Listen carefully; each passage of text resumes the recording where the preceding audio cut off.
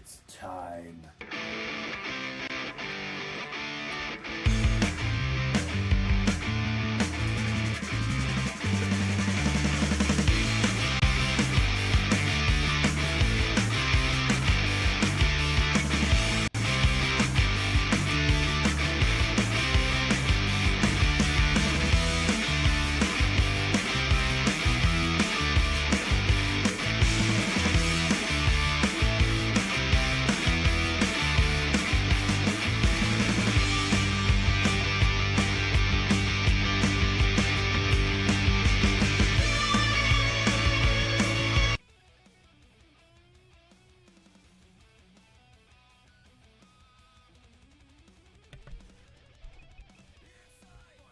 What did you do last night that you don't ever want to do again?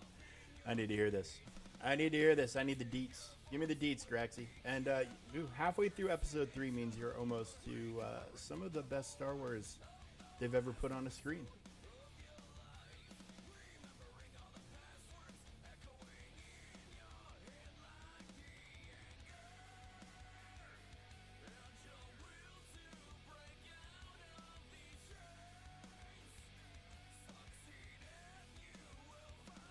High tech.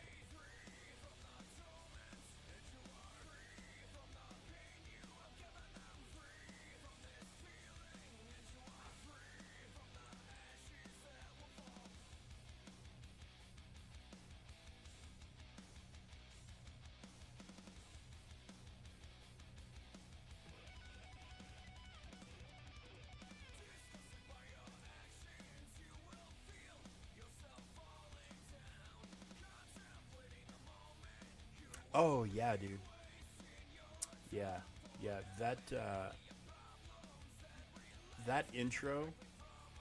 I really wish 3D was a thing when they, because 3D when Avatar came out in the theaters, 3D made kind of a resurgence there for a while. It's very niche now, but I had a couple of 3D TVs in a row, and you could force the 3D, and it's not great. It just basically overlays another image, and it's not actual 3D, but you could kind of do a conversion. And even in the forced 3D, it was freaking awesome. If they had actually made that for 3D, oh dude, it would be so cool. And the music hits hard. Like the flying, everything is it's just perfect. It's an amazing intro. Teddy, what are you doing, buddy? Teddy.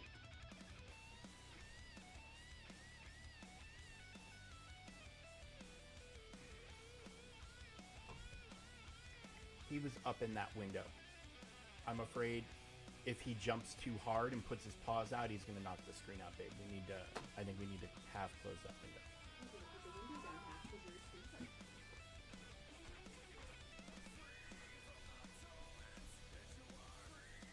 That would be cool. I would 100,000,000,000% go to the theater if they did a special edition 3D release.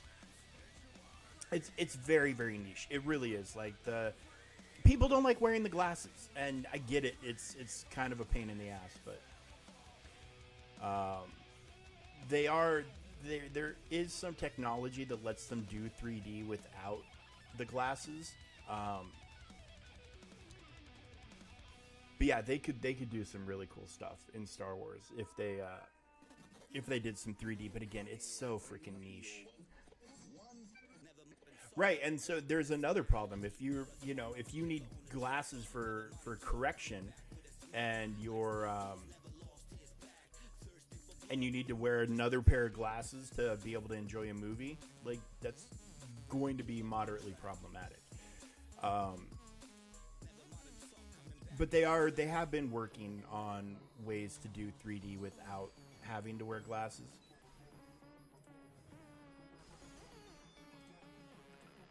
So it would be neat, because when they were for a while, they were even integrating 3D into video games.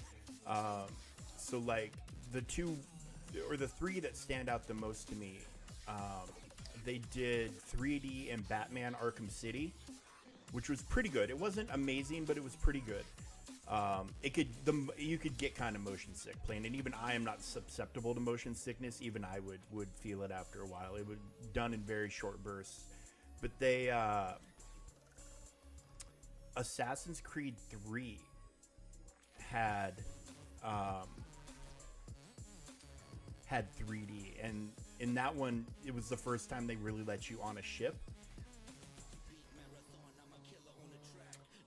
So like you would be out on the ocean doing like battles against the British Navy or whatever, and like waves would be crashing over the ship, and it looked like the waves were coming. Like, they did a really good job, but then they did it in the original Black Ops. You could play it in 3D, and some of the zombie maps, like they had the zombie map. Oh, you're in at my bad.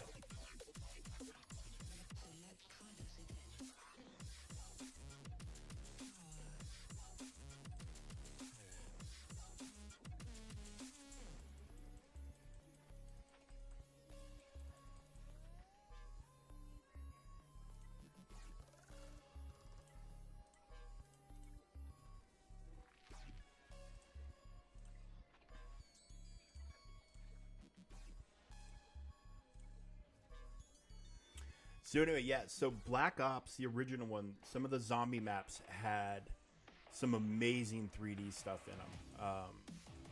I wish there was a way it could have continued, because if it was adopted by more people, they would have advanced the technology and made it hopefully to where, one, it was more accessible and common, and two, it was maybe a little cheaper. But yeah, the 3D thing, it held on for a little while. And like people were making 3D TV channels, like there was a ESPN 3D, which was what it was. But like I was watching a boxing match one time in 3D, and it was just cool. It was just cool.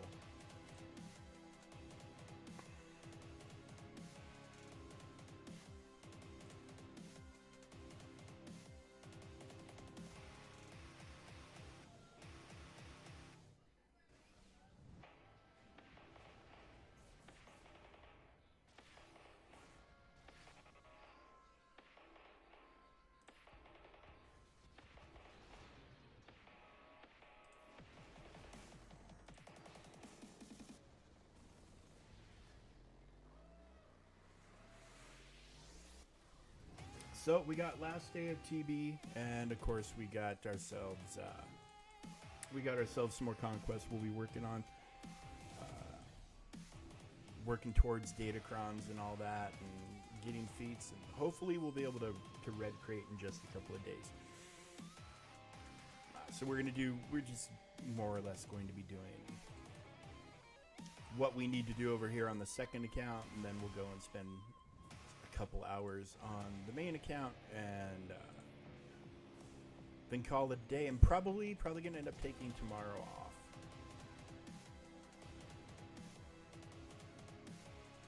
Yes, TB sign or TW sign up will be tomorrow afternoon.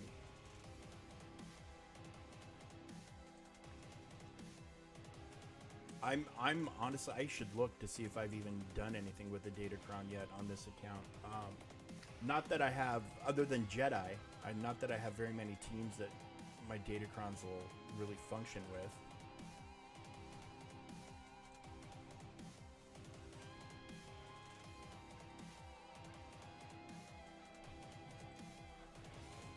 But a good Plo and Ethcron on this account would probably go a long way.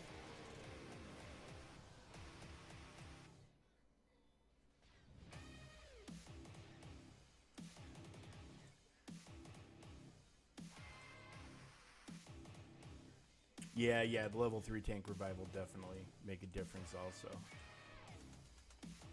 Hello, Sapa. How you been, brother?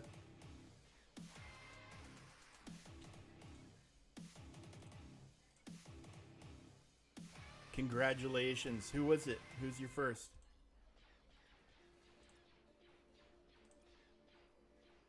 Well, my Rogue One aren't 7 stars, so that one's off the board.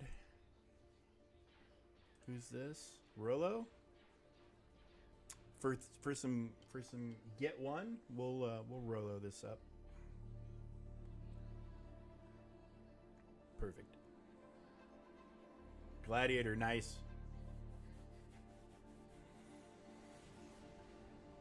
I really like Gladiator. He's a great freaking tank. It's kind of nice to be rid of the Black Knights and the Old Man Logans from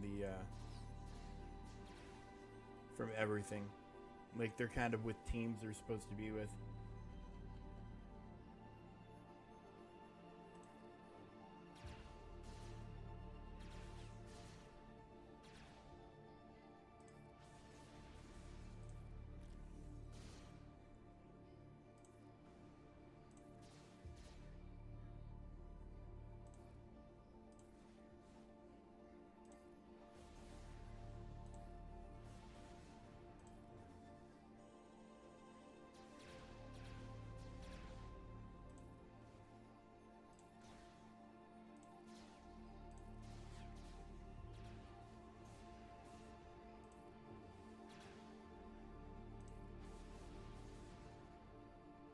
Oh, congratulations. How, yesterday was your birthday. Today is my sister's birthday.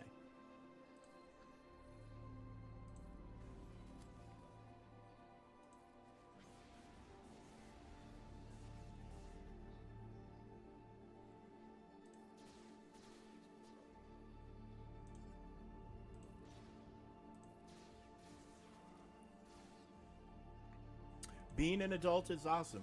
It's also not everything it's cracked up to be at times.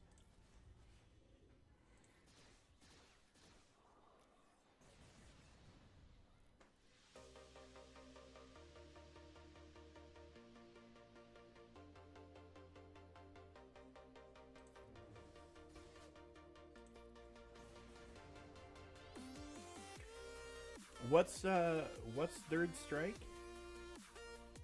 What is Third Strike? I'm not familiar with that.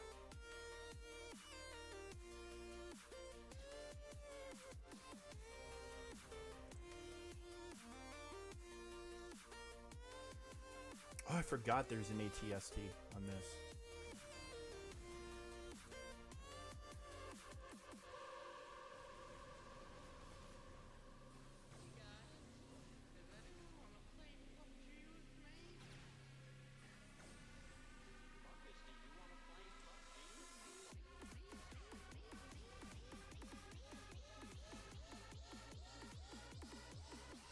Oh, gotcha.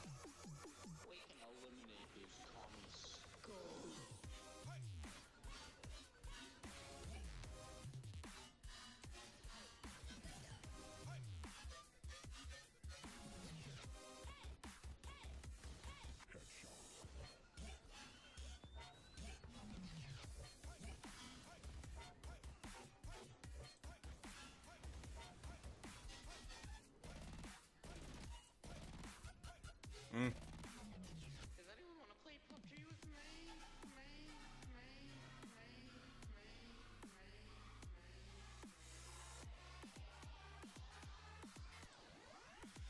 Okay, everyone. Spam F.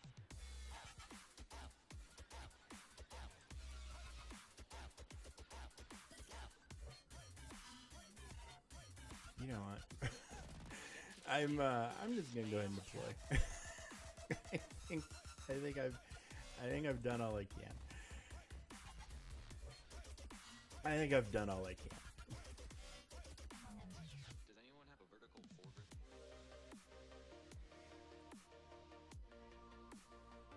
Yeah, they. I think all of Spider's Society can now be gotten from various stores now, which is really cool.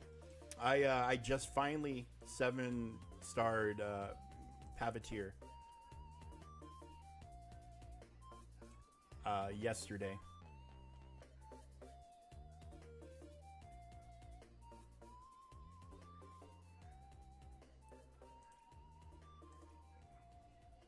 Yeah, middle does need a lot of GP.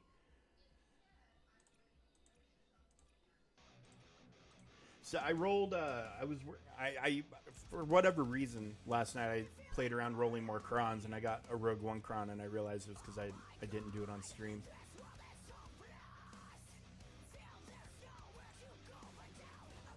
I need to get into the habit of just simply doing crons when I'm streaming, because I seem to have really good luck with you guys watching.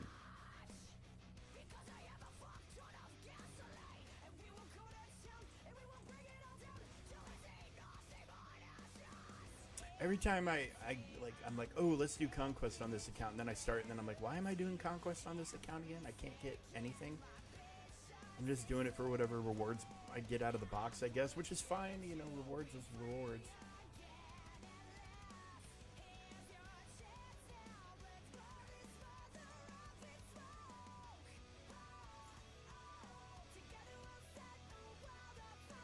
Well, yeah, I should figure out how to get my freaking Marvel Strike Force up here, because I'm getting tired of this single shard drop, opening 10 orbs for Thanos and all the other guys and getting jack shit from them.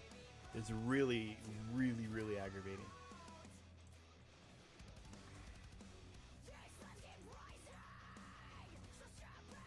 And they are 1,000,000% the meta.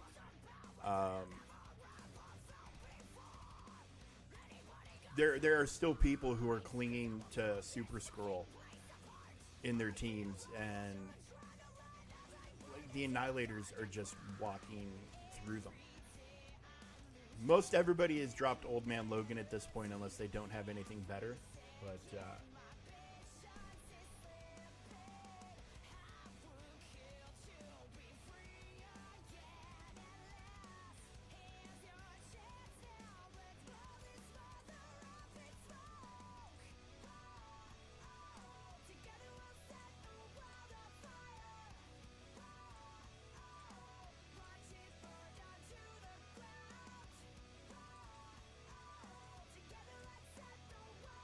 so in my squad arena, now that the good datacrons have gone away, there is some a little more variety in teams, and I've gotten to take the Great Mothers up against a Leia, which was, I mean, actually, honestly, easier than Kenobi. And then somebody brought a C in, so I've gotten to go up against a C as well, and they have the full, you know, Watt and armor and all that, and if the armorer gets her stuff on C, you can't kill him, but he can't kill you. His ultimate doesn't kill Morgan if she's blessed, so it just becomes, you know, it's just going to be a timeout. It can't kill whoever's blessed at all. It's not even after like one use. The instant defeat immunity goes a permanent instant defeat immunity.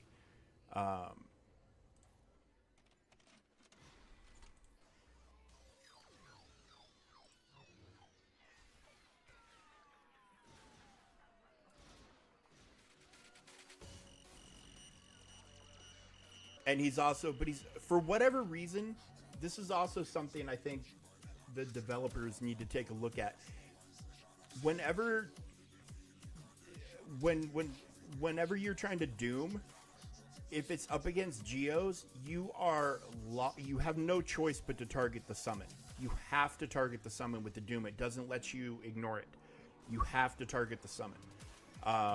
Even if there's another taunter. So, like, you get locked in on Brute, which is fine. He dies quick enough. But, yeah, there's a weird thing with targeting the Doom with Geos for whatever reason.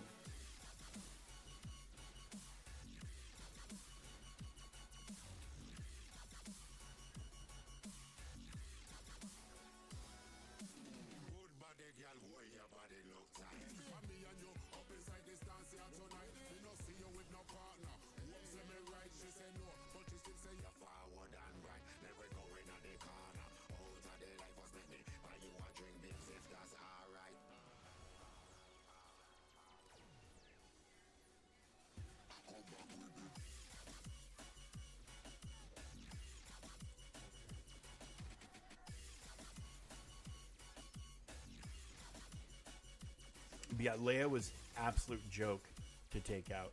Absolute just cakewalk. Just start your Drogon, work your way through the team.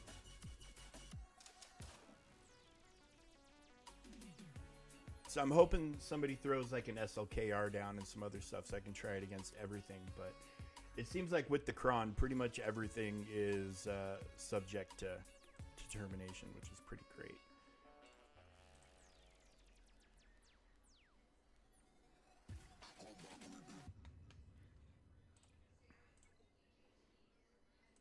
So, and my plan is in GAC, first round, I'm going to put them on defense. And I think I'm going to do Great Mothers, obviously Morgan, and I can't decide if I want to do Zombie or Spirit, but I'm kind of leaning towards Spirit, I think. In TW, I want to put the 2 Zombie Bros with them.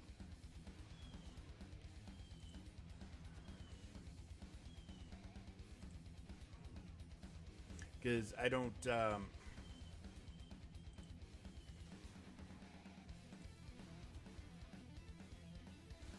I think I'll be asked to put it on defense.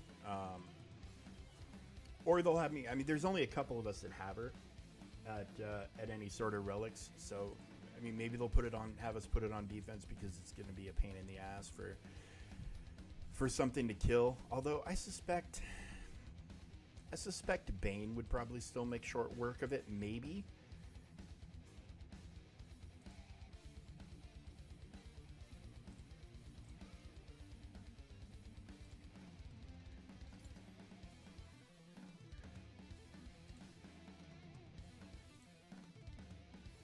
Okay, I don't know why I'm still using them.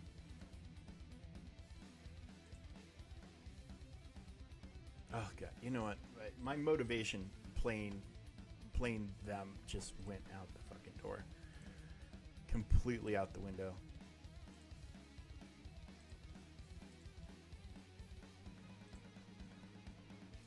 I just can't, dude. It's just like when the carrot is that small for a new account, I can't bring myself to put that much effort into it.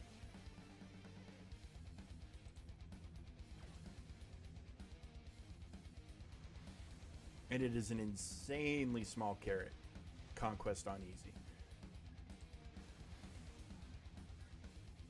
And it's the same amount of work. It's the exact same amount of work. And it's the same amount of work for much less rewards. So, probably best to not really care that much about it, if I'm being honest.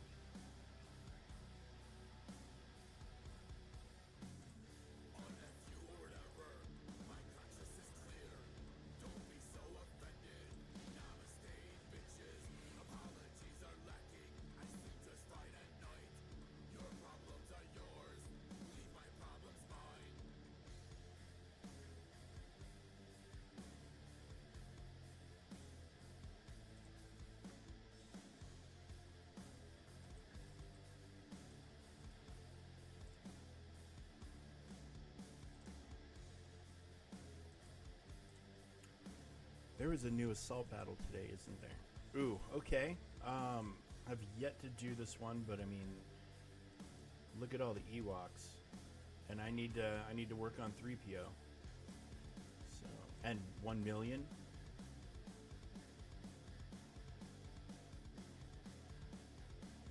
Your chair needs to be re-screwed because God. Empire and droids. So, I mean, back in the day, you know, the way to do this was, you know, Imperial troopers. Other than his sheer power, is he going to bring me anything? He might actually be enough to carry it. Let's throw a tank in.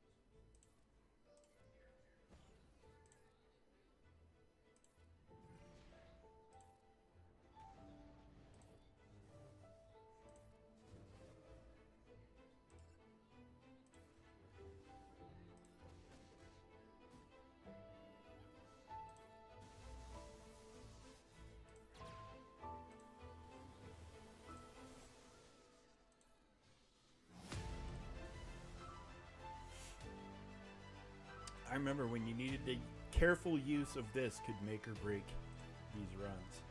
It's been a while since I've manually played this one.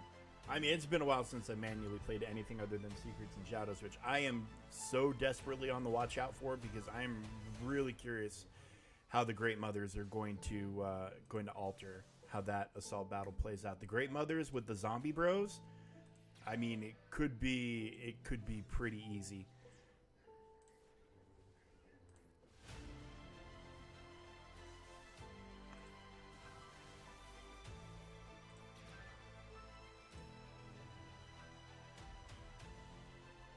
Well, good. We've been waiting. We've all been talking, wondering when that was going to happen. So thank you, Grax.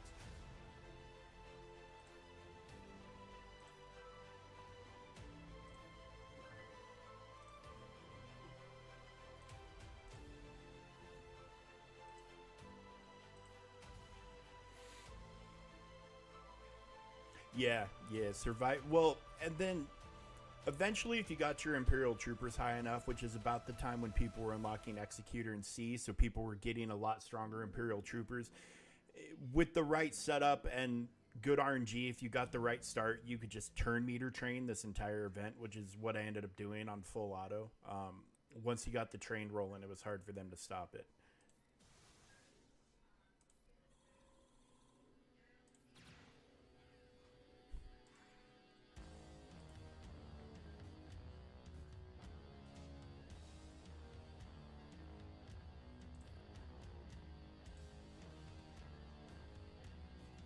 Oh, look, and now I'm not 3-starring it. Son of a bitch.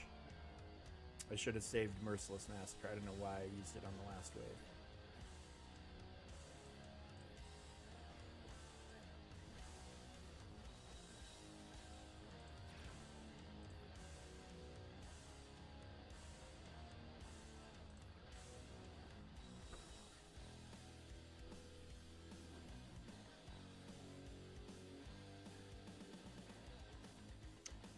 Good. Yeah, this is another thing.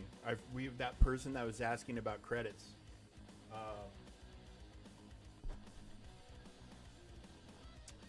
Pointing out the Sanderson sisters. Pointing out that keep an eye out for all assault battles because they should be paying out quite a bit of money. Oh well, I'll 3-star it the next time.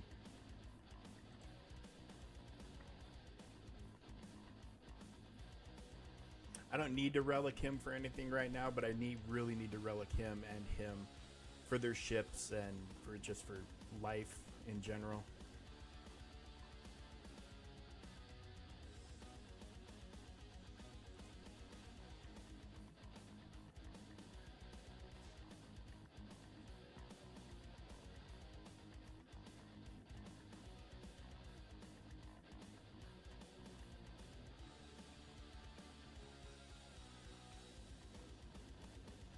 Please tell me I get what? Hocus Pocus reference? Yeah, I get the Hocus Pocus reference, man. I was a kid when that what year did that come out originally? Let me just search real quick. I was like 12, 13 when that came out.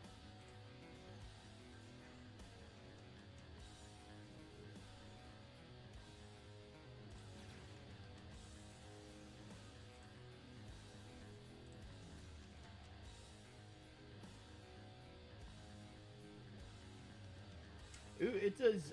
I tell you what, though, time has not been kind to that movie. It has a 6.9 out of 10 on IMDb and a 40% on Rotten Tomatoes. You know, what is with these people going back and reviewing movies that have been out for 25 years and trying to tear them apart?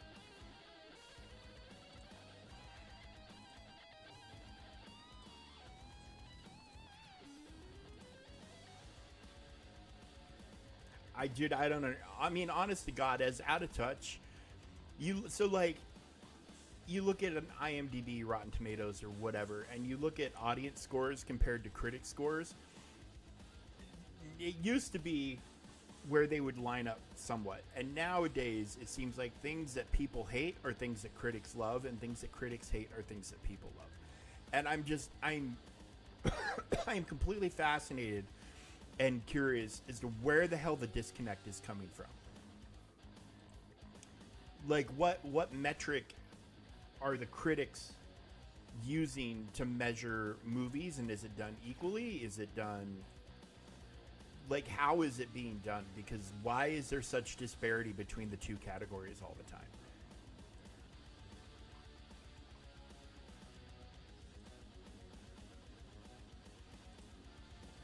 IMDb rankings are only done by it's not done by critics. I mean, the critic stuff will be on there, but it's purely IMDb is purely done by viewers. So it's done by people like you and me go in there and leave our opinions, and then they aggregate the score. And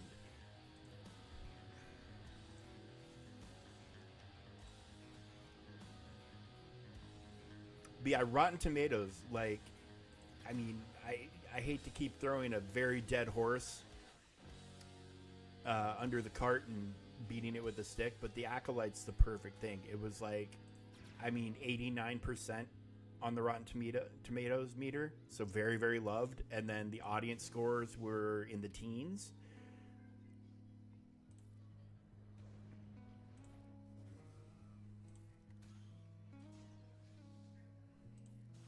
It's very rare that the scores are even close to each other anymore. I think House of the Dragon might be one of the more recent things where the stars aligned perfectly for everything and everybody seemed to be on the same page.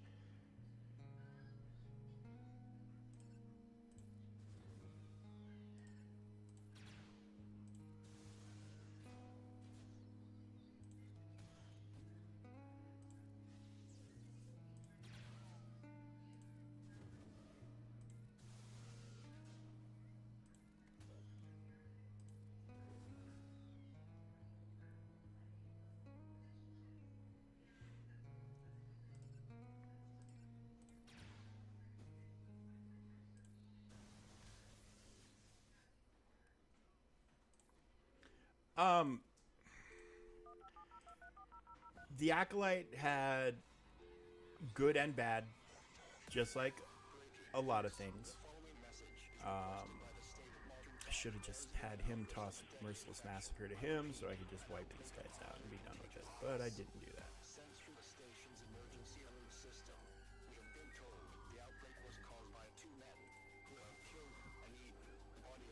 that. I don't think it's an audience score in the teens. I don't think is correct. You know, I think there's some review bombing going on with that, but simultaneously, it's not fucking Citizen Kane or Gone with the Wind. So like, it's not an 89 or 90%.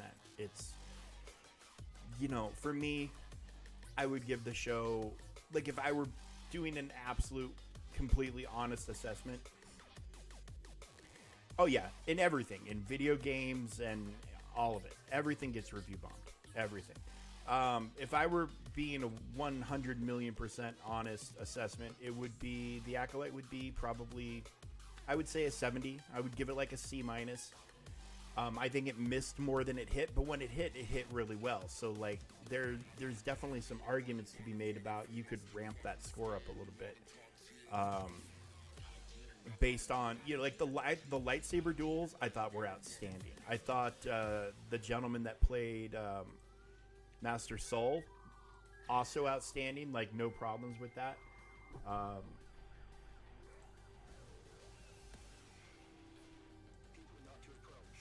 But the writing in general was subpar, which I think was probably more of a result of the writer's strike than anything else. If we need to push on with the show, we're gonna get non-union or non-guild writers, I guess, to keep the thing going.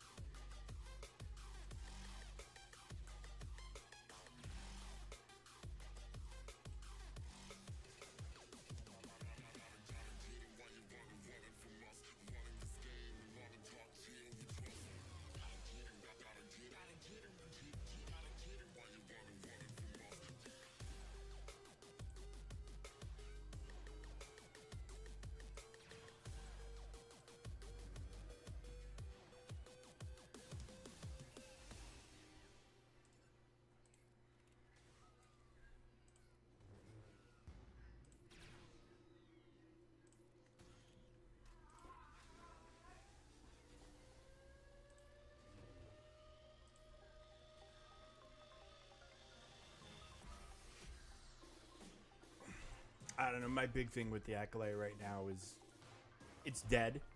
It's not coming back, and the constant shit about it online needs to fucking go away. It was old 6 weeks ago when the show was on TV. It's even older now. Like it just needs to freaking go away.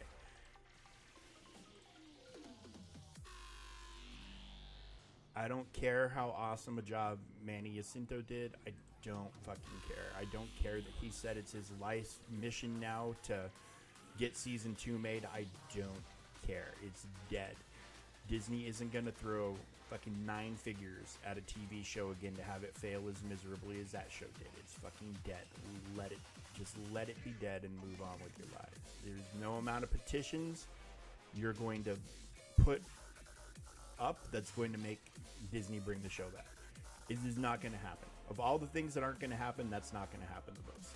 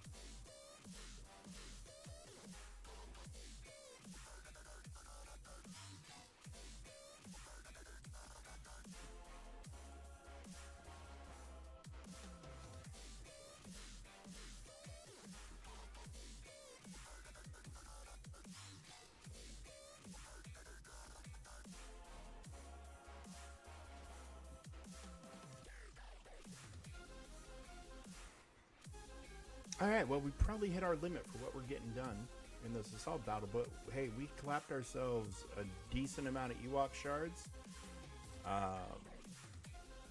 So we might be able to go after 3PO here soon.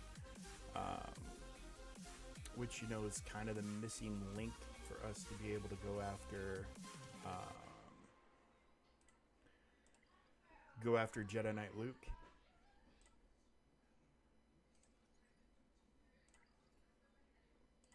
All right, well, let's go hop into the main, and we'll do all the fun stuff over there. We'll start off. We'll just go straight to Conquest. Grind out some feats while hopefully grinding out some crons, and then we'll head to TB, get that wrapped up, and then we will call it a day at that point. I'm going to take tomorrow off and just kind of relax because, yeah, we got TW coming, and more importantly, 3v3 GAC firing up. Hardcore will be, I guess, Thursday morning is when I'll stream round 1. And we'll get to see some new crons finally. We'll get to see some new tunes finally.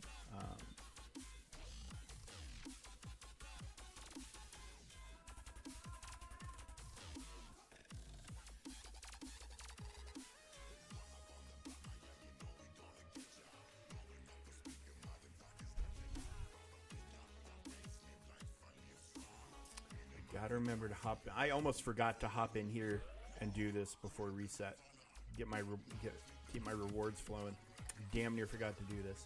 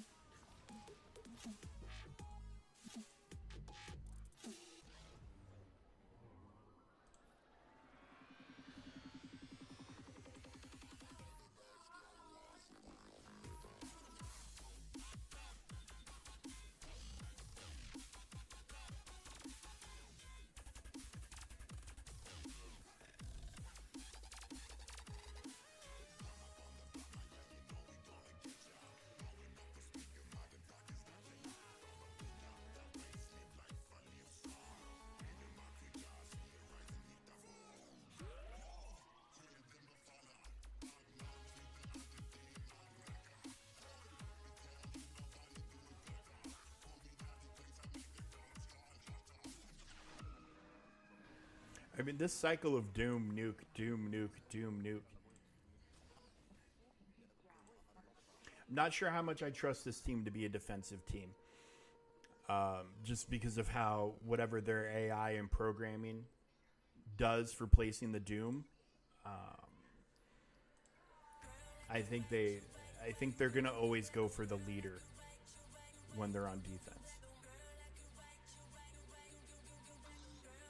Which will do the job a lot of the times, but with certain things you want to weed out the support, because a lot of the GLs are dependent on support.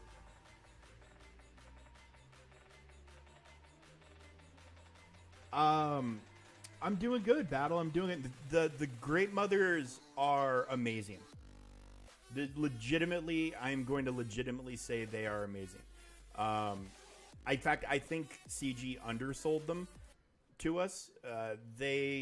I'll show you in Squad Arena. I'll get done with here, and I'll give you some Squad Arena fun.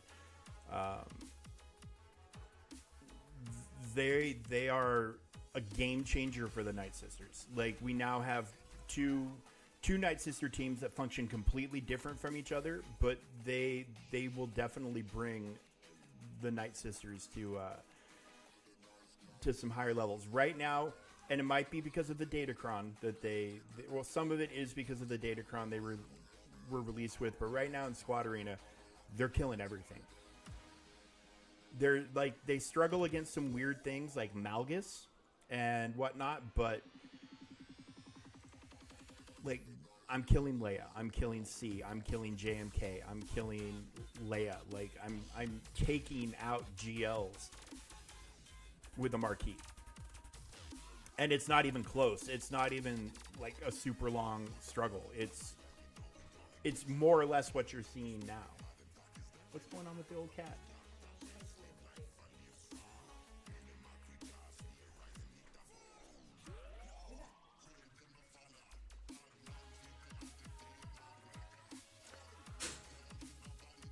Here let's just hop into their kit real quick. I guess I could have done it from there. So there's some protection recovery, double if the enemy is vulnerable, in here, and then there's more, of course, on the Omicrons and things of that nature.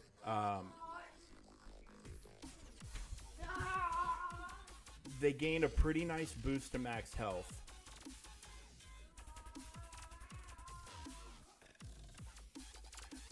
Depends. Okay, so with the Datacron, if you're talking about their Datacron, then yeah, this is a level 6 that any Night Sister team can roll, so it doesn't necessarily apply to them. But yeah, anything that attacks out of turn is just going to be healing the fuck out of them. So I mean, any mass swarm, and then here's their bespoke cron. This is the roll you can only get through the event if you get them to 7 stars. So it adds even more effects to. So instead of recovering 40, you're recovering 70 with this Datacron. Enemies attacking out of turn take damage equal to 35% of their max health. It can't defeat them, and attackers gain. I mean, there's a lot of health and protection recovery on there. This is the Datacron from the event.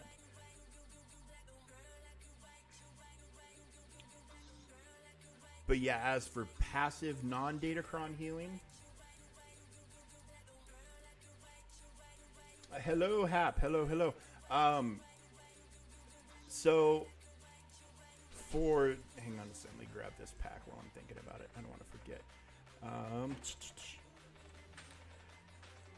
So I think in Territory War, here we go. Here's a Leia right here. And you're going to see the team I'm currently running in Squadron is this.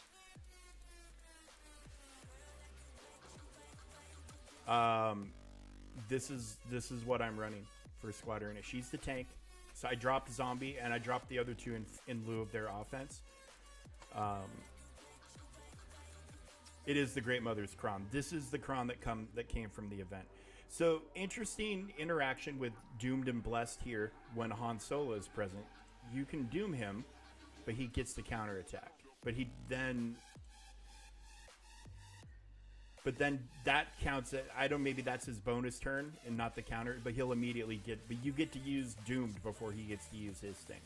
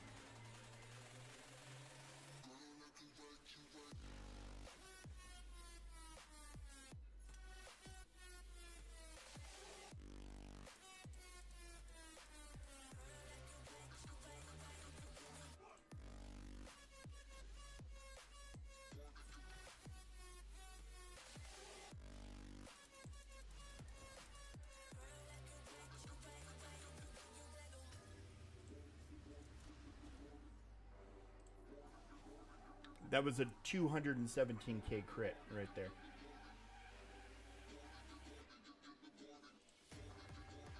Yeah, without the Cron, what it boils down to is if you're going up against a JMK, You probably do want to have a double take scenario if they have baby Ahsoka with them, because if the taunts get dispelled off of Morgan when Kat does her insta kill and she's free to target Great Mothers, that's done.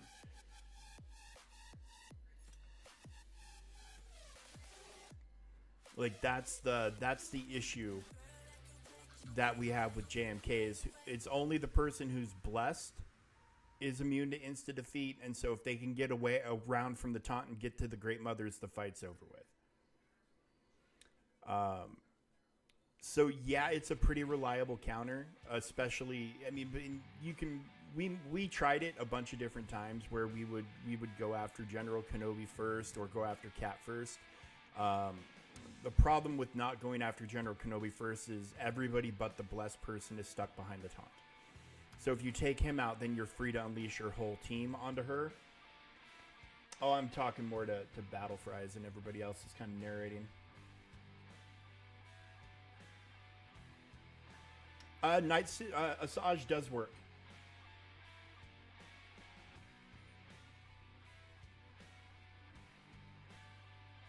Asajj does work. She absolutely does work.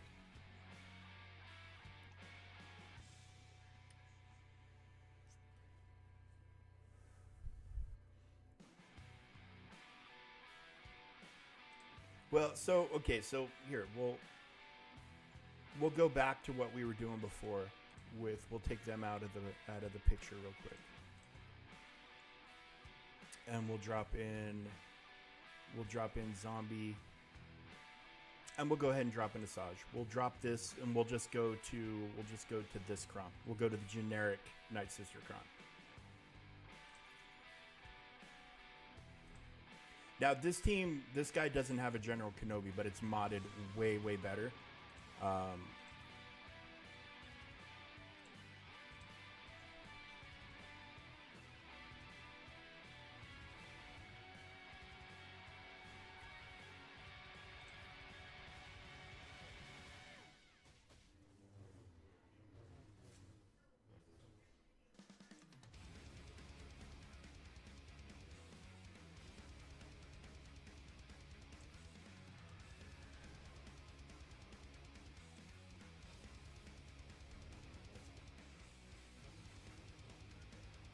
Yeah, if they can get around the taunt, you're in rough shape.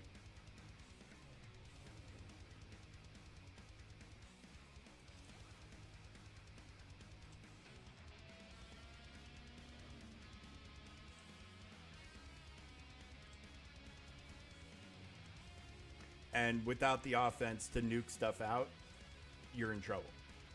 So, you know, the solution is, do you break up the Enoch team, or do you lean into the Kron? I don't know, because they're ramping because of their Kron, obviously. So, and it's a Galactic Legend. You have to every advantage you can take with the Galactic Legend. I don't think they're beating this team without the Kron.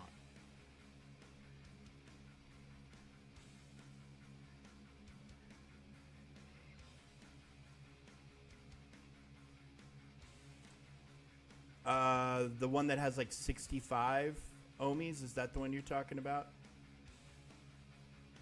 This one?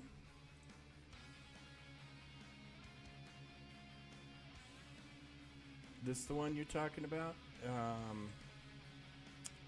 4 days, 19 hours. So, I don't know if that's enough time to take out another mortgage. Then there's this one for $28.49.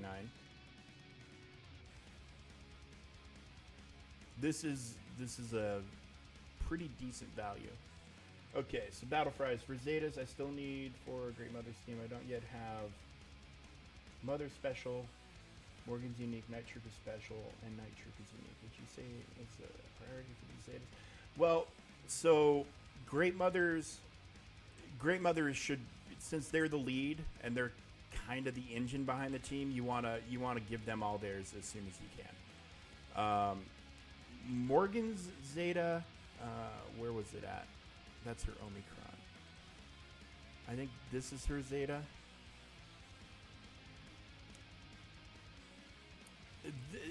it's a nice Zeta, but you could probably skip it in lieu of some of the others.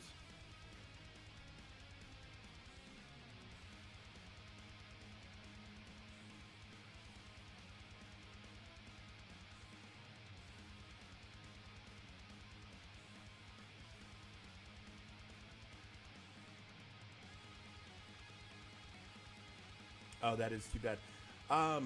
Her their territory war Omicrons are going to be pretty nasty. Think about how bad DTMG was when he first was out and had his Datacron, and then with all of this other stuff, I think this is going to be as bad or worse than that. Especially the double. This one, there's a double bless thing with a savior mechanic attached to it.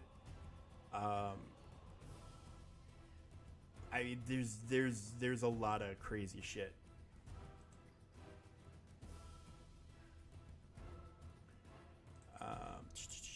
Here, let me just, instead of trying to go through my whole roster. I did not do his Omicron for Territory War.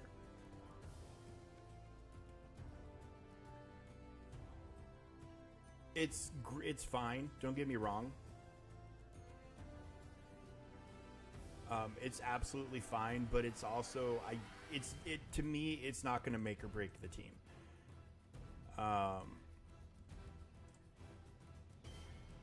And then this I didn't do on him either. I didn't do March of the Undying.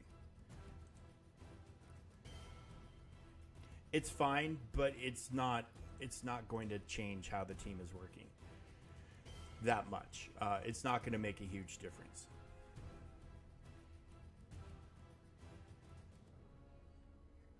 Like, it is a nice little turn meter pull and all that, but it's not going to make that much of a difference. These guys are meant to be a nuke. You know, you're trying to, whatever team you're putting them on, whether it's under Enoch or not, you're trying to nuke people out with these guys and build up the stacks. And none of those two missing abilities are going to change that. I would focus your Zetas and Omis here for now. That's going to be the most transformative thing for your team. Well, it's California, so it's good shit, Hap. Let me tell you that much. It's the good shit.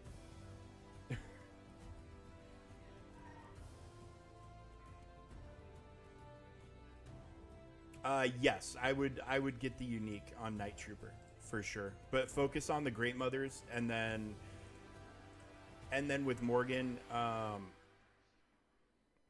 you know, I went ahead and did it. But even this is kind of a luxury. I would do it eventually. I would definitely do this eventually, but I wouldn't put it at a super high priority. I would get Great Mothers done, and then if you want to put them with the two zombie bros, then yeah, focus on getting the stuff you need for them, and then do Morgan's Zeta third. Now, her Omicron is Grand Arena. This is going to be a difference maker in Grand Arena. So in terms of Omis, if you just want to talk straight Omis, do the Great Mother's Omis and then do hers.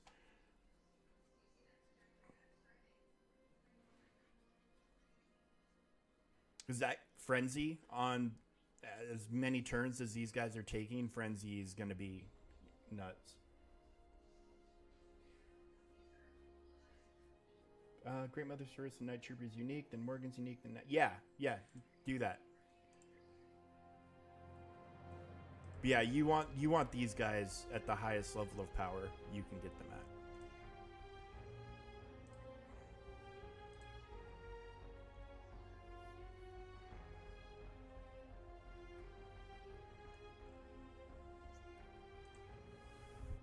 So yeah, this is what I've found with this team.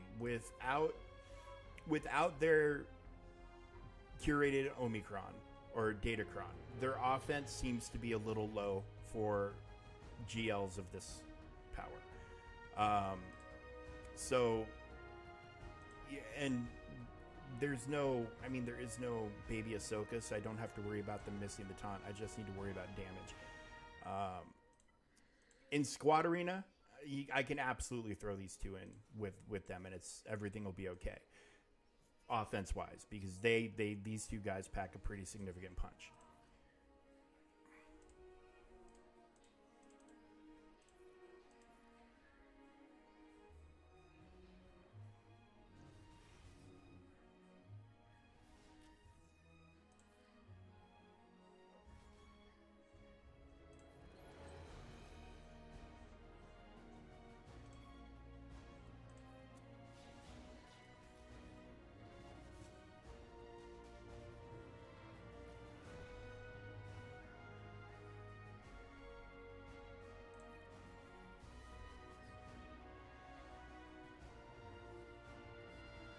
But her being ability blocked is really hurting her right now, too.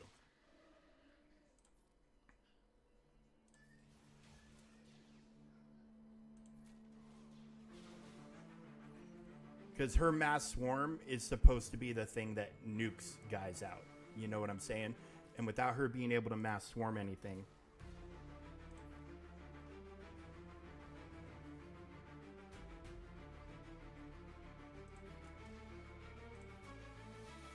Okay, now he's gone, or she's gone.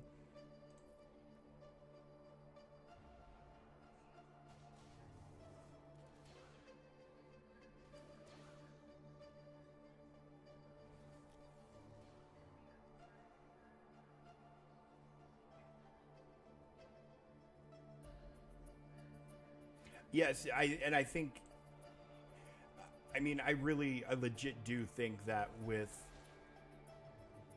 I mean, isn't Asajj's Kron, I can't remember, isn't it focused on her ramping damage with revives?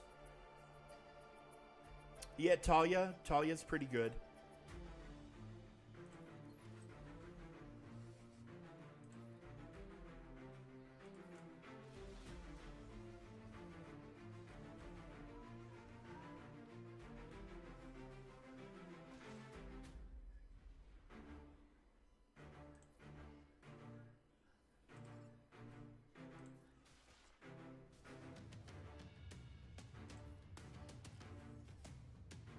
Yeah, see, this support Kron is giving a lot of ramping damage.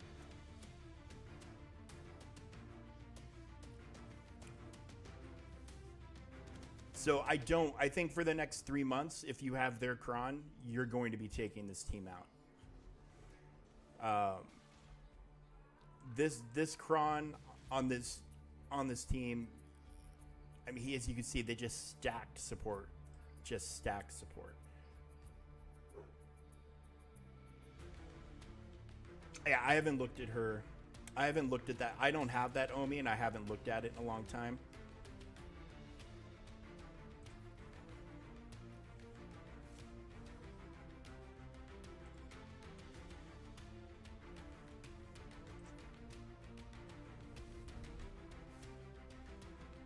Yeah, this team is ramping critical damage like crazy. So, I mean, the current Night Sister Kron isn't an equal to that Kron, but their curated one is. So we slap this on here, and we actually don't really need her, but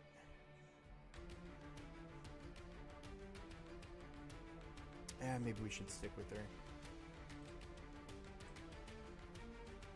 Yeah, let's go ahead and stick with her.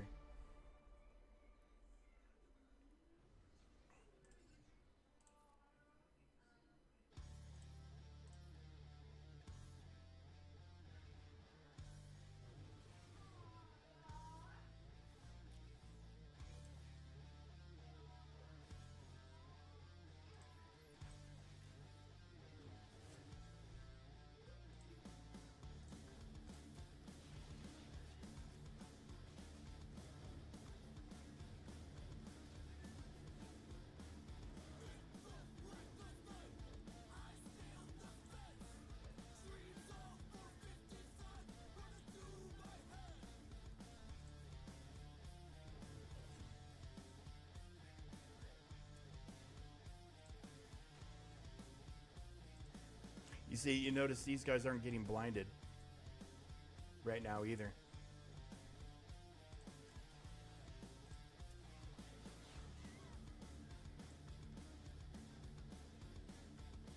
Yeah, I mean, without the Great Mother's Cron, I mean, without their curated one, it's certainly possible to kill this team, but I think you probably want to roll as much offense as you can. Because it's the offense on my Cron that I think is making the difference, not the effects. I think it's 112% offense is making the difference. Obviously, we've got some health and protection and some defense, but I think it's this number right here that's making the difference. I don't think any of I mean, this is helping, obviously, a little bit, but I honestly think it's this 112% that's making the biggest difference.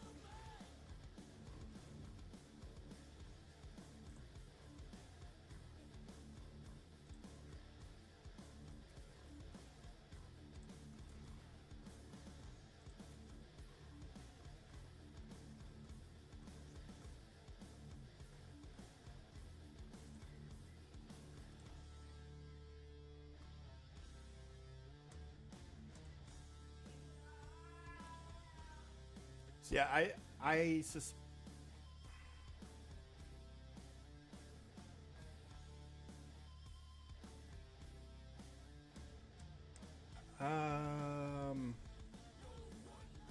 how is C3PO the strongest in a CLS team? I have voluntary Vanguard, and he's the one getting marked. Somehow he's ending up with the highest health pool. I think that's what they mean by strongest.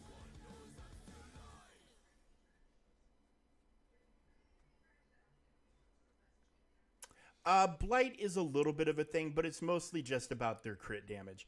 You know, like I was saying, with this Cron, yeah, this stuff definitely helps, but you can get this on a basic Night Sister Cron. I think for this particular Cron, this is the factor that's making the difference in my JMK. So I think if you rolled a normal Night Sister Cron and got a lot of offense onto it, I think you'd still be able to counter Kenobi even without this.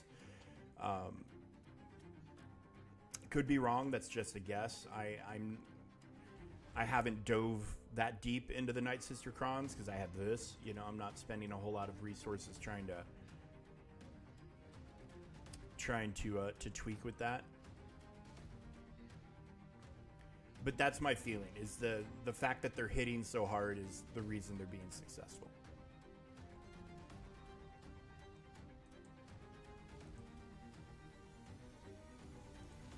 But it's a great team. I mean, we'll see how they feel in TW. And then, of course, in 3 months, we're going to have to see how they feel without the Cron, you know.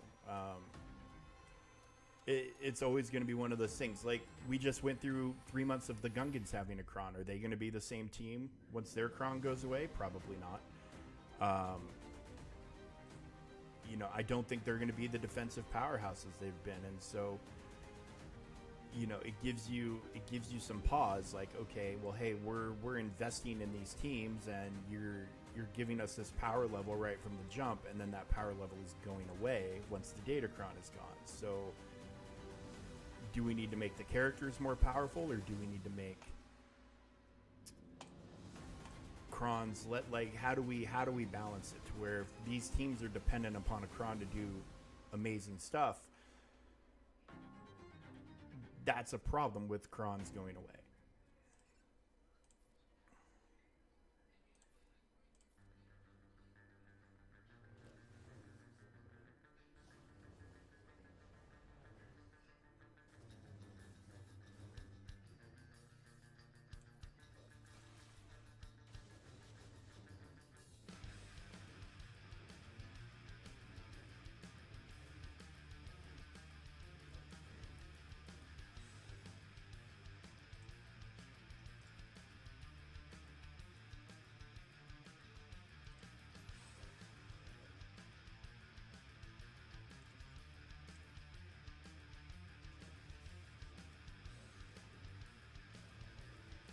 Yeah, I'm not sure why, but I got an insanely high offense roll. I mean, an incredibly high offense roll.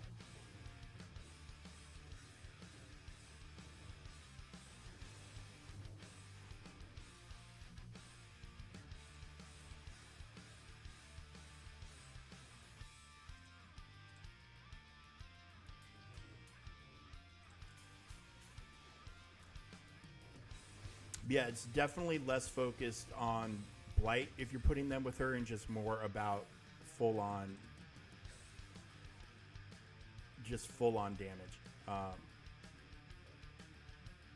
That's 128% health is freaking nasty. That is a nasty Kron. But the offense to me it seems to be a massive difference maker, at least in my mind.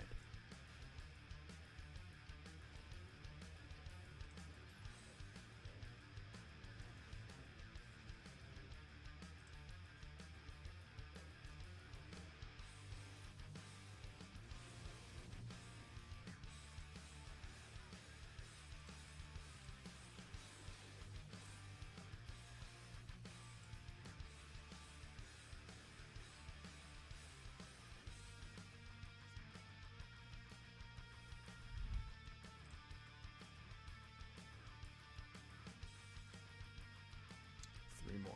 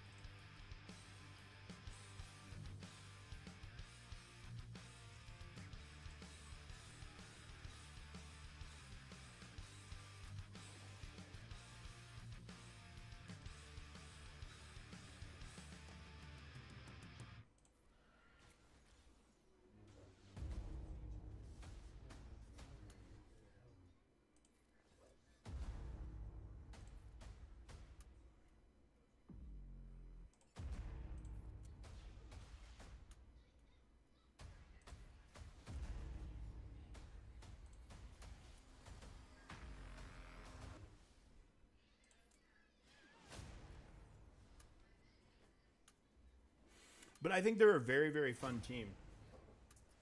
And again, the thing I'm actually looking forward to the most is doing secrets and shadows with these guys, and seeing if it makes that last tier easier.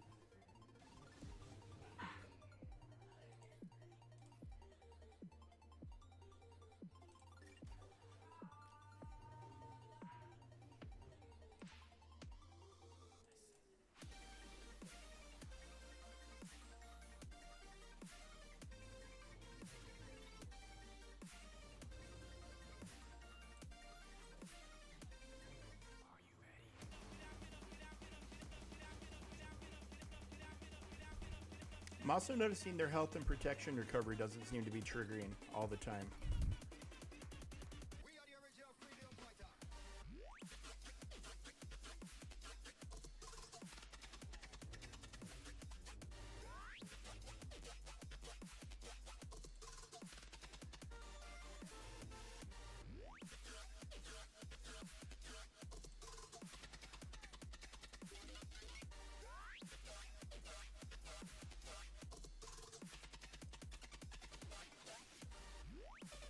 Because, I mean, Baby Ahsoka's attacking out of turn all the time, and I'm not seeing health and protection restoration on every single out of turn attack. But hey, we got it done.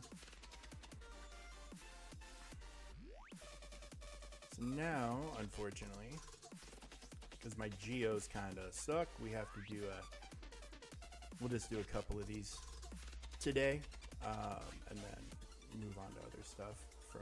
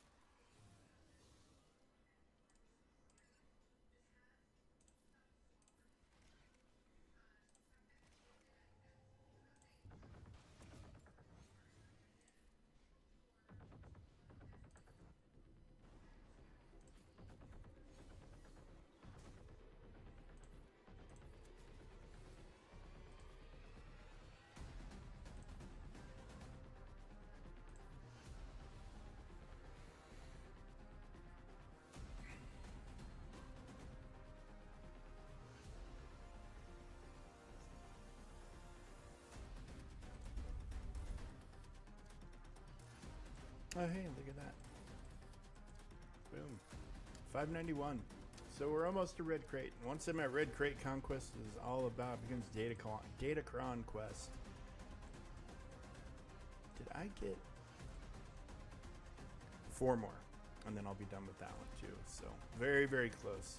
Very, very close to being done finally. Stribley, thank you for the follow, my friend.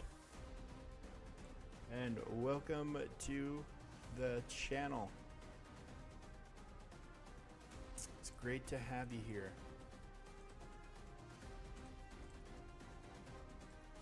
Yeah, I wish my geos didn't suck, but I have a hard time in my head like justifying putting resources into teams. I think they have to, I just have to be able to justify it.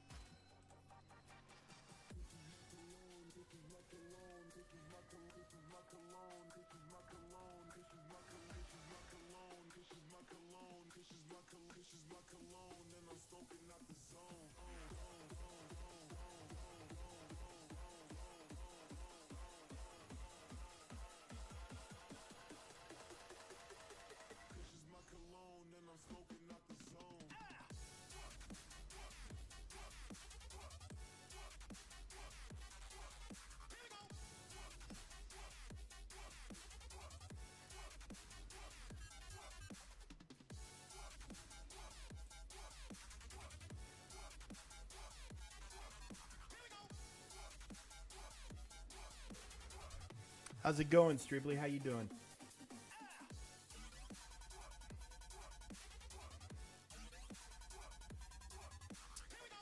I think we'll do one more today, and then that'll bring it to it. We'll need to do 2 for the next 4 days to get it done. I like working with even numbers.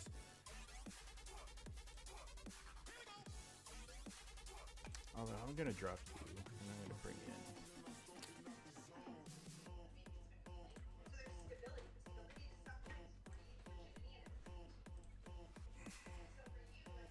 So what's going on with you today, Stribley? Oh, good job, Hap. I got one too, but yeah, the discs, and it might have just been complete RNG this time around, but yeah, the discs for me have not been amazing. But I've got massively overpowered, so that helps with just about everything.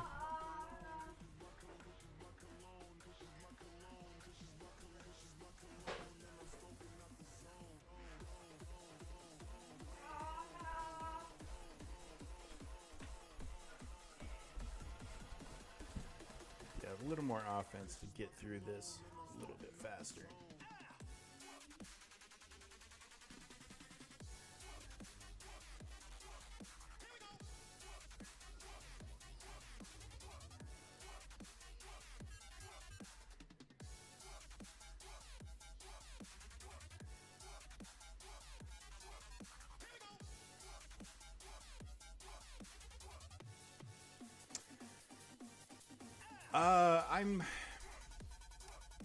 I'm trying to balance a little bit between. I want to get closer on some feats just so I'm not struggling or having to rush in the last couple of days. To start really working more on data discs. I've got about 5 of the new ones ready to go, but one of those is the Great Mother's disc that came from the event. So,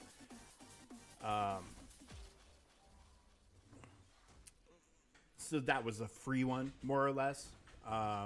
I need to, like, I rolled a Captain Enoch one. I need to get the materials to reroll that to, I think, Moff Gideon is the route I want to go with him. And then I've got like a level 6 Night Sister, and I do have an ETH cost, so I need to also, I have a Qui-Gon, a Master Qui-Gon that I want to reroll to a Plo, I think. So I'm as worried about rerolling as I am about pulling new ones.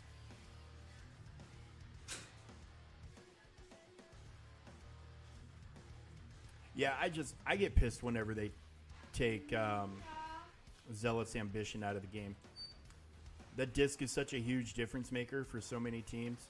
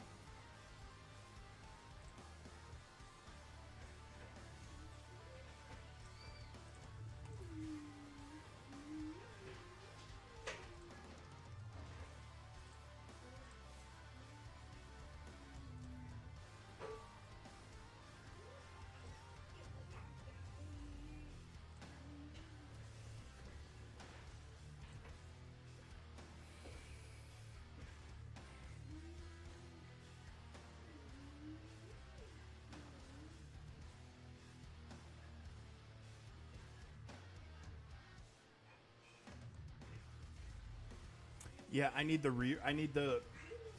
level 9 reroll materials, which you know, the best source for those, of course, is Territory War, which of course we're not in cycle for just yet, but it's coming around.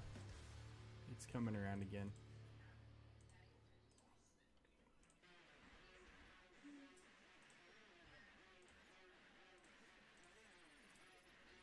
And do one more roll there, and then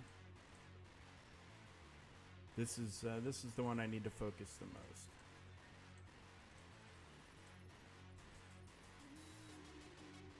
But it's good with TB ending. You know, we're going to get a decent crystal payout from that, so I don't mind spending some crystals here.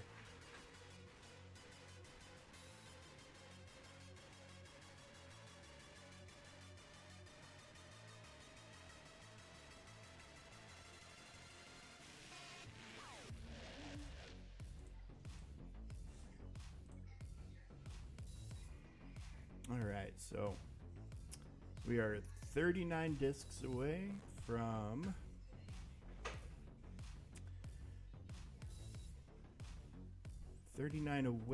getting red crate, which means I need to get this, which will be easy with Great Mothers now. So we'll just hop into this one, get that done over the next couple of days. And the 2 and this global and the Geospy on 4. So I have 3 feats left to farm, and then everything else can go straight to Datacrons. Nitro and Death Row. Nice. Good nicknames. I like them. Yeah, so 3 more feats, and then we're 100% free to farm Datacrons. Which is a good feeling, because, you know, we're not even a week into the event. Oh, Bonesy.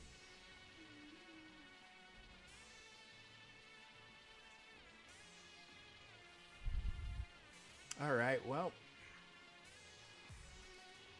let's go wrap up Territory Battle.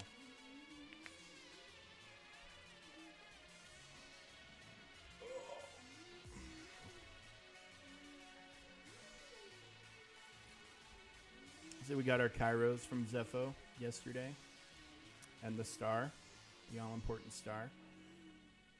All right, so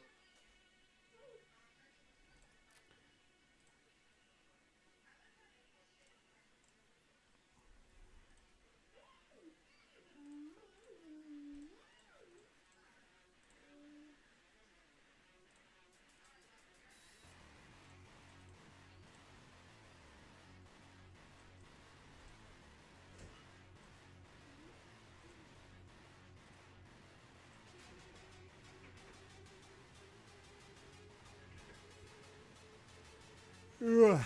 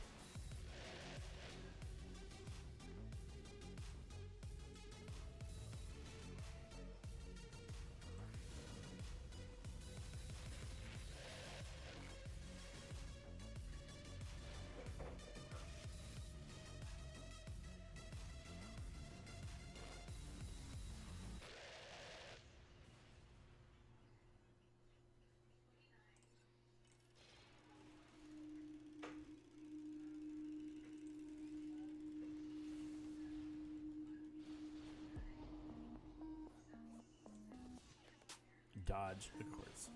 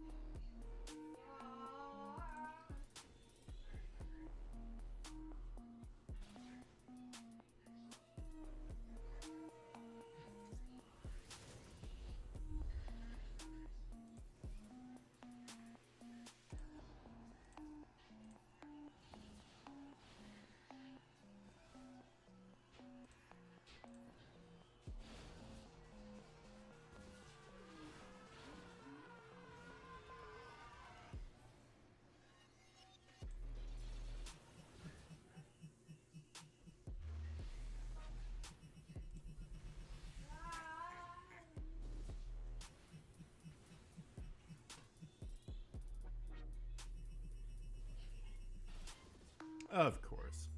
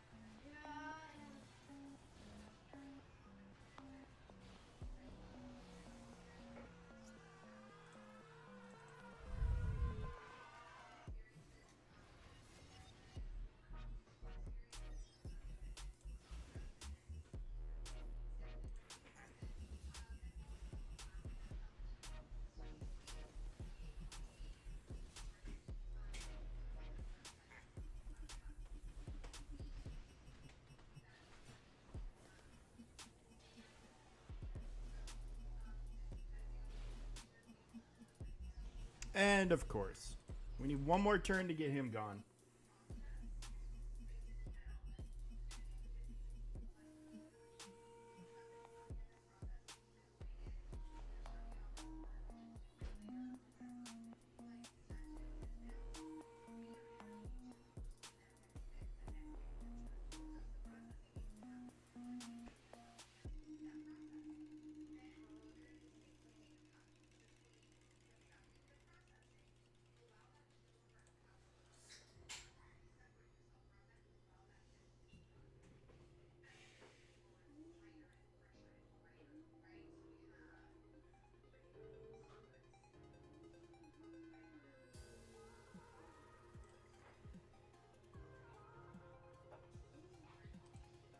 Well, that's just about got me fucking grumpy, I'll tell you that.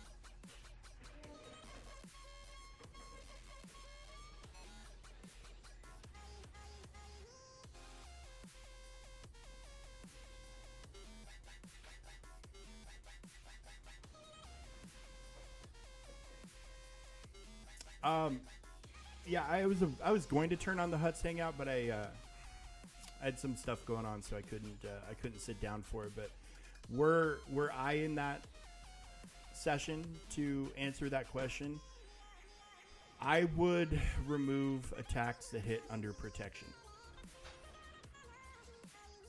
It's a disproportional ability that certain things have and a lot of other things don't have it, and it's definitely a massive advantage.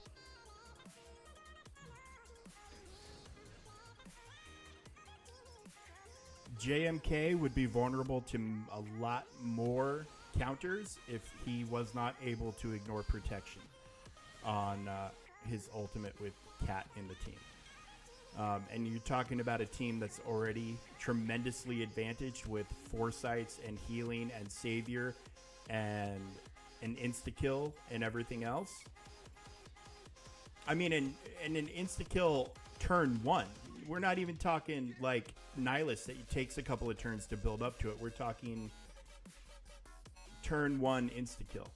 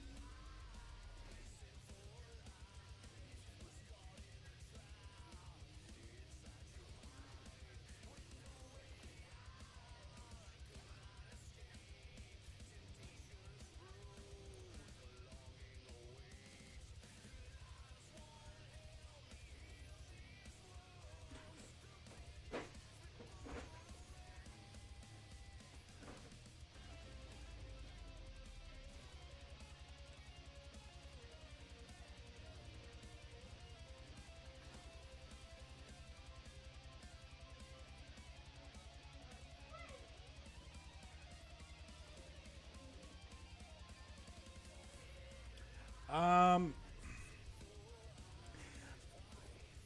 I'm only gonna say Gungans because of the raid.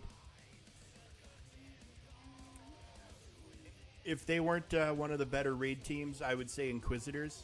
And but I'm also assuming.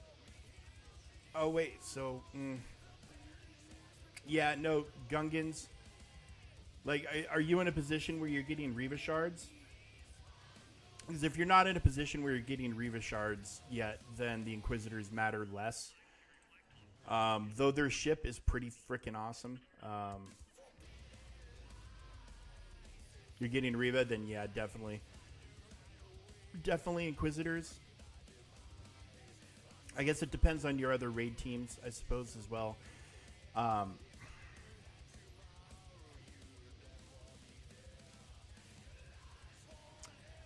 They both have very high uses, you know. But the raid is pretty important. But how important the Gungans are going to be once the raid is gone is going to be a question.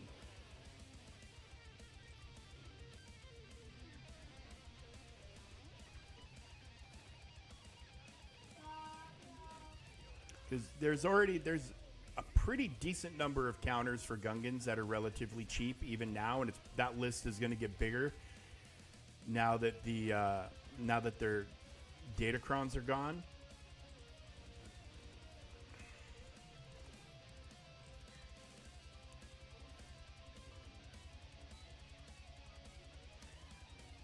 And Inquisitors are always a handful, and even more so when you have a Reva on the field. So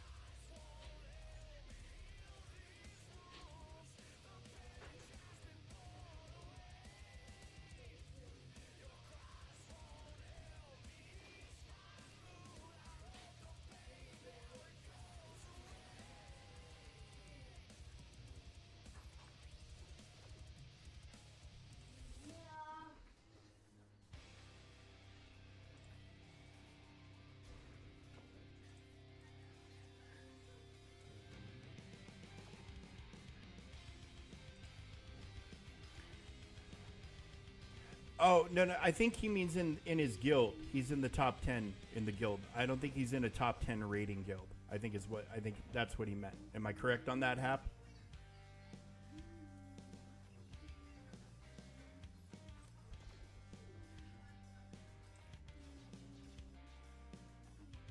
Well, no, you read it right. You interpreted it wrong.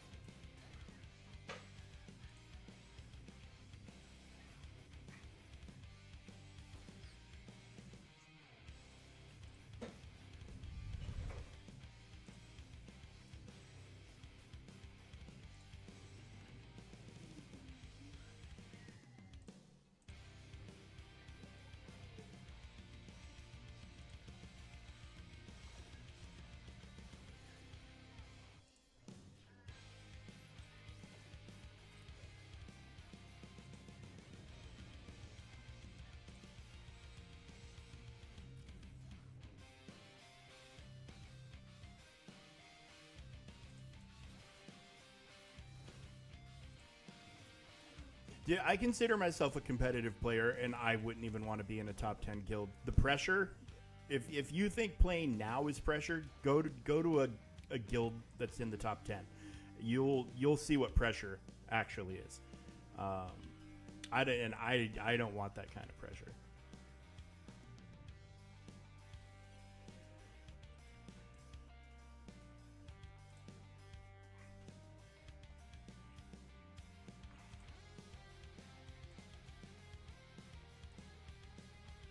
Because, I mean, you better fucking believe.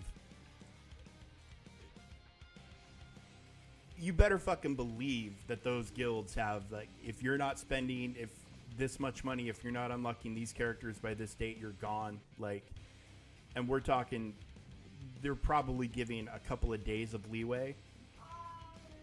Like, I would expect everybody in a top 10 in the gauntlet to have every character unlocked almost day one.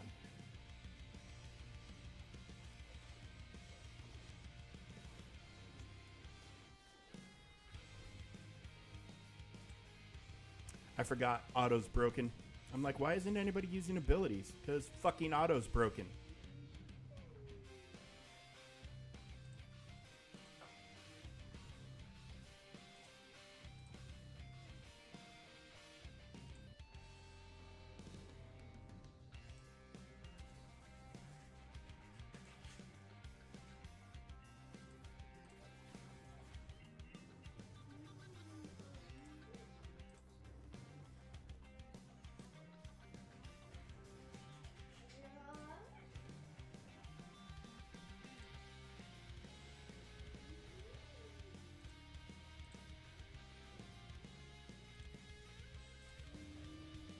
Now, we can do that and hit C twice, but yeah, I forgot. Just clicking on it and going to auto isn't working.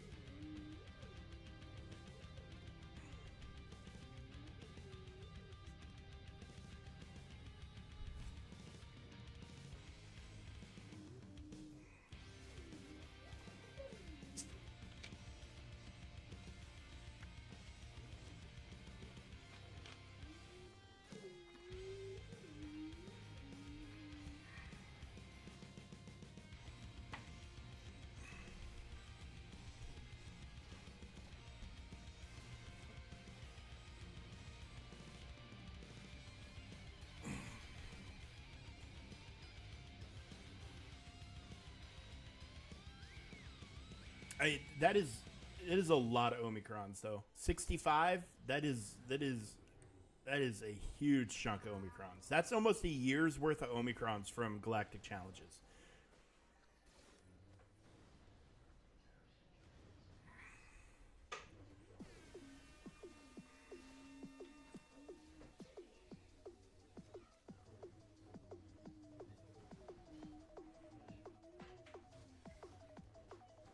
But unless you've got a, spare kidney to sell and all that. Oh, the 100 Cairo. I mean, Cairo definitely will move my needle on certain things, but it's that pack, make no mistake, it's about the Omis. And that is a lot of Omicrons. It is an absolute fuck ton of Omicrons, but that is a very, very high price tag.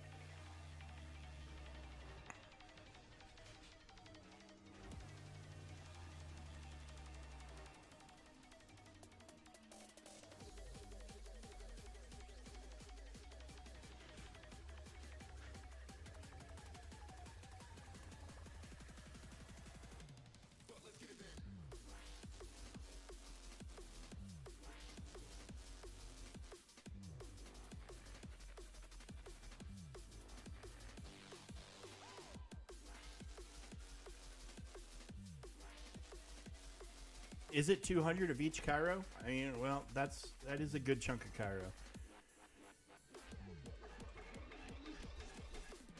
I mean, obviously, I didn't pay hardly any attention to that pack.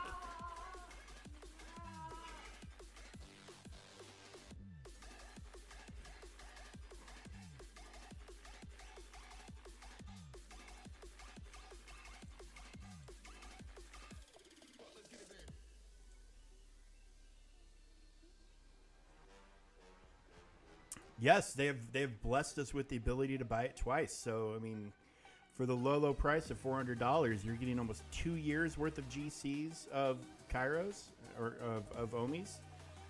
It's not a small pack. I mean, there's definitely a monetary value in that pack. I think it's too steep currently, but there's definitely a value there.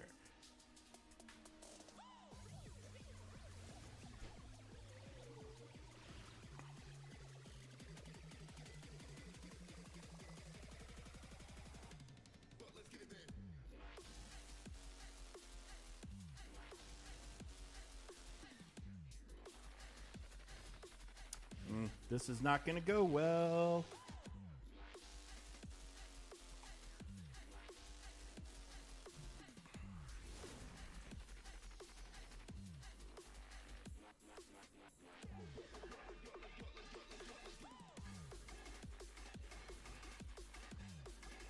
Thank God we can dodge that ability. Get Anakin out of here. Now we're okay.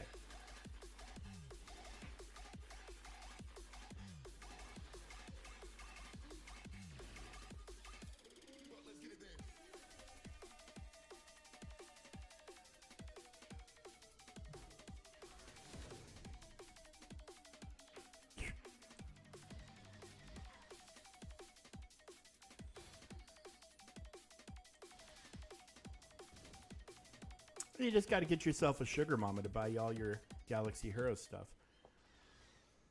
Or a sugar daddy. Someone with money.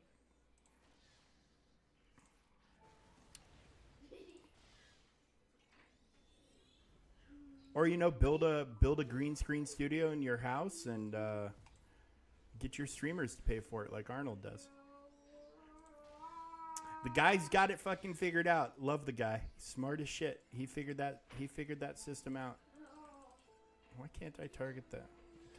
Oh, because of that.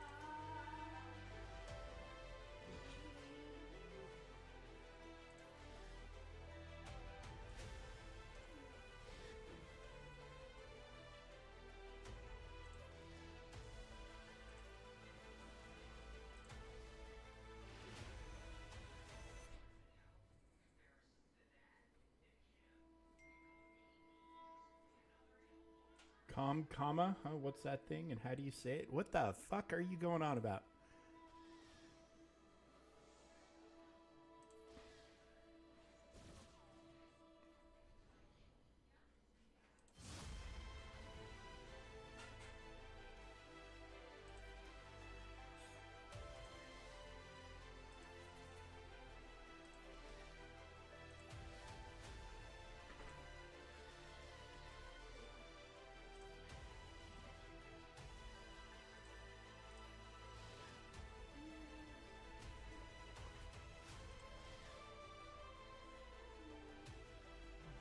Yeah, November 24th, I believe.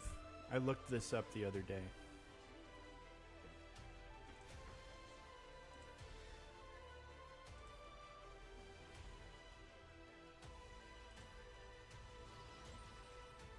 Yeah, I can only imagine the Lightspeed bundles that are going to come out on the anniversary. Probably, I would suspect we will see the return of the $10 Ray and SLKR packs.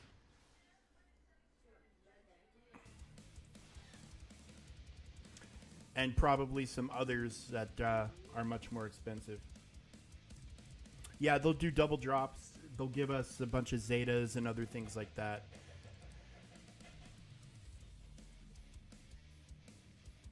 You know, they'll trade us good.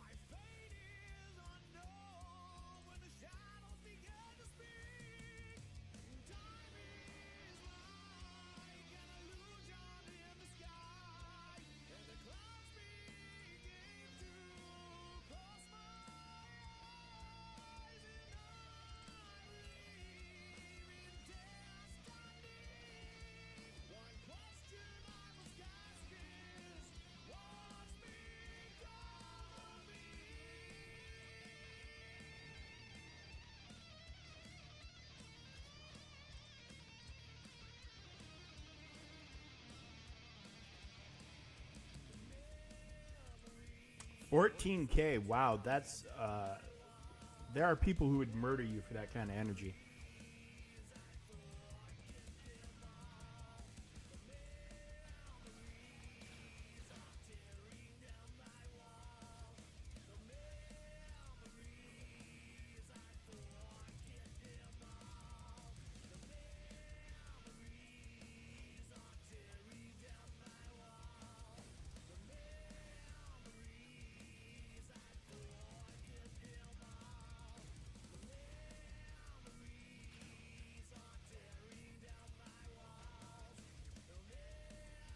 See, the thing I need to buy the next time it's in the store is the GL tickets.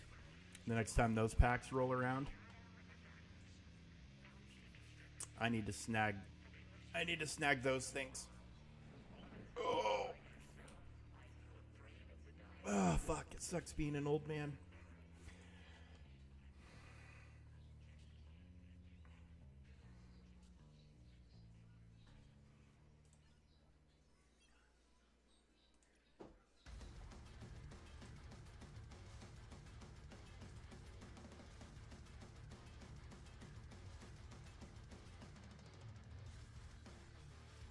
And I hate doing this place without the platoons being done. But we're going to go ahead and do it.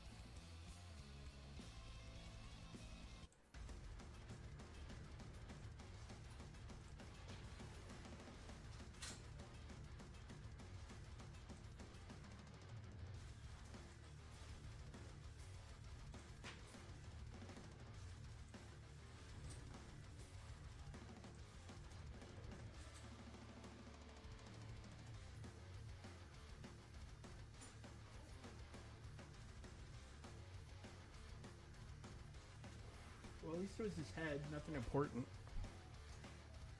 The dog hit his head. And if he's going to hit one part of his body, I'd rather it be his head. He's a good dog. Very good dog. He's dumb. Dumb. But a good dog. Good, dumb dog.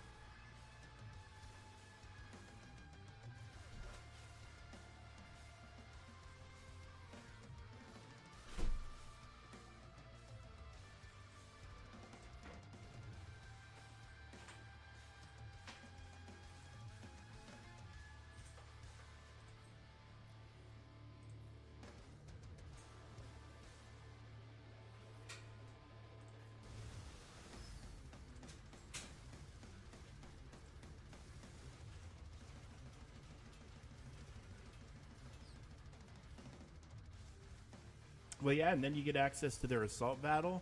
Like, there's a lot of benefit to getting them up as soon as you can. That's for damn sure. Say what you will about CG. They made Pow and Master Qui-Gon very, very, very easy to get. I know a lot, like some guys in my guild absolutely hate Cantina farms. They think they shouldn't be in the game. But they're fast. They're absolutely fast farms, that's for sure. As much as the energy you want to put into them, you can put into them.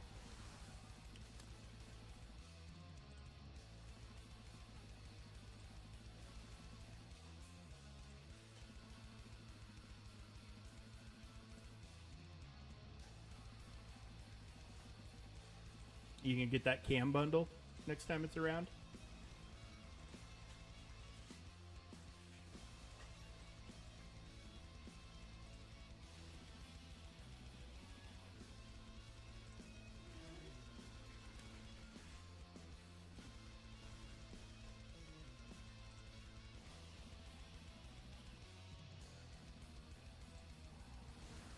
Yeah, I tell you what though, those bundles are great, but without the mods and the Zetas, you know, and you need a decent chunk of both for everything. So it's one of those things that I hope they give some people a heads up about. Like, tell us in October if we have plans to bring those back for the anniversary. And this is why I hate this station.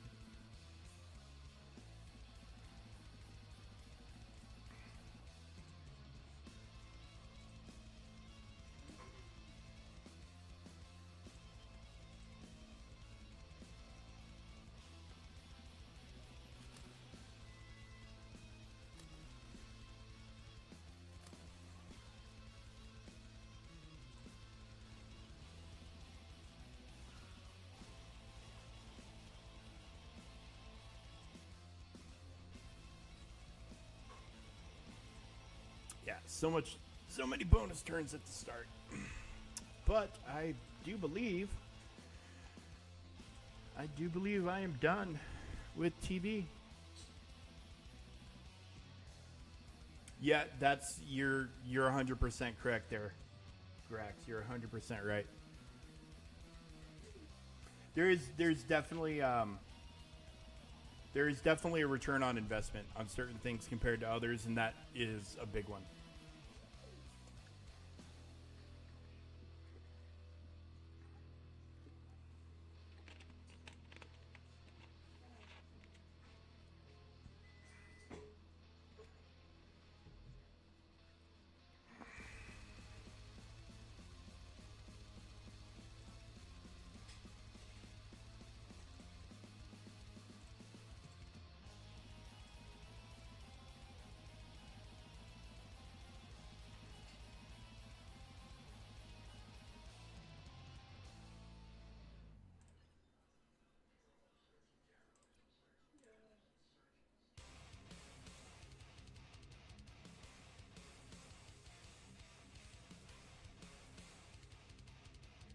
Oh yeah, $10. It's very, very hard to say no to both of those bundles. And frankly, I think the community would riot if they tried to price them any different.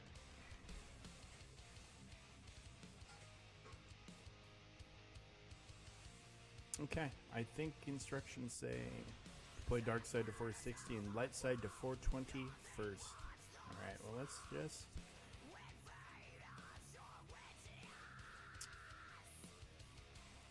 And now we're officially done with TB.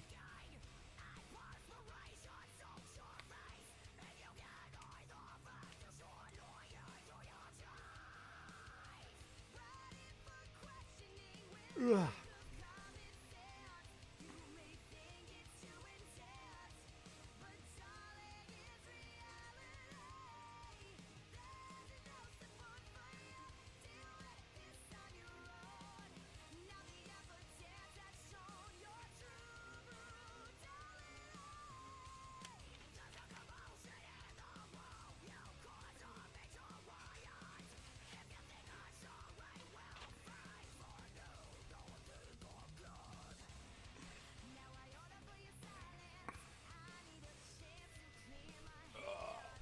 right. TB's done. Yeah, I mean, honest to God, those without a debate and without a doubt, those 2 bundles or 4 bundles or however many total bundles it was are the best value. Hands down, the best value they've ever put out bundle wise into the game.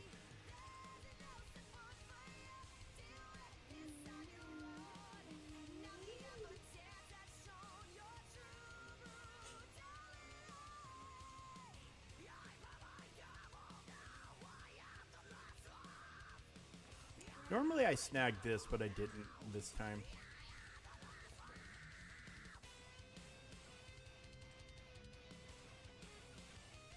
One time I did get the max rolls. I did get the 40 Zetas. One time. One time only. Yeah, screw it.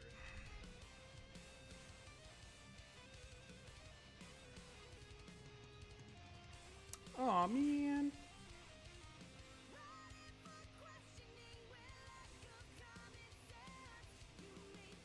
Okay, well, there we go. We snagged this one more full Zeta.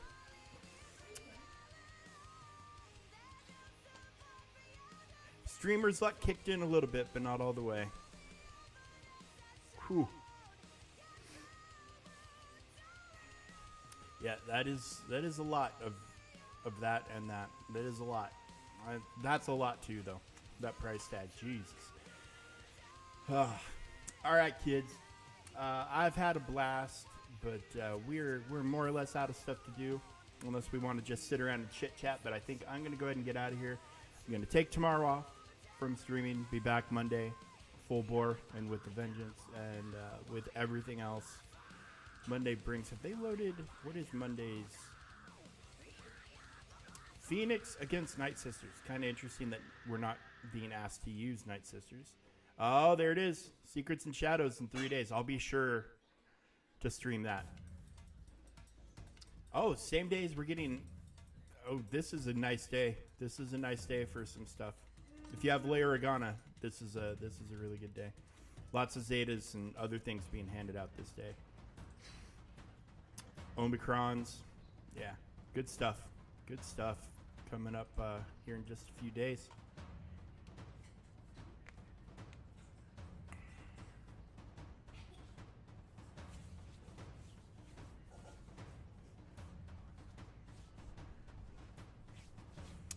So yeah, cool. So we'll have a lot of stuff to do next week, obviously, and then yeah, 3v3 starts next week. I can't believe 5v5 just seems to go by in a blink. Am I the only one that feels this way? Like I can't believe we've been through a freaking 5v5 already, and we're back to 3v3. But hey, it is what it is, guys. At least get our crystal income flowing. Sam, what are you watching that's making you lose your shit like that, little man?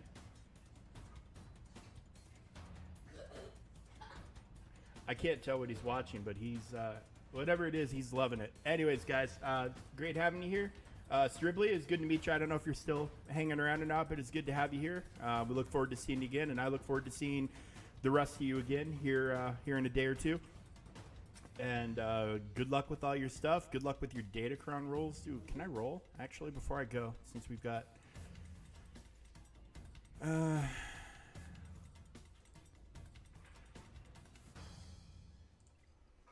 trying to think of what I should be. This one's a stupid Rogue One run right now. I need to farm more of that. But I got the tank roll. So this one's at least got a promising start.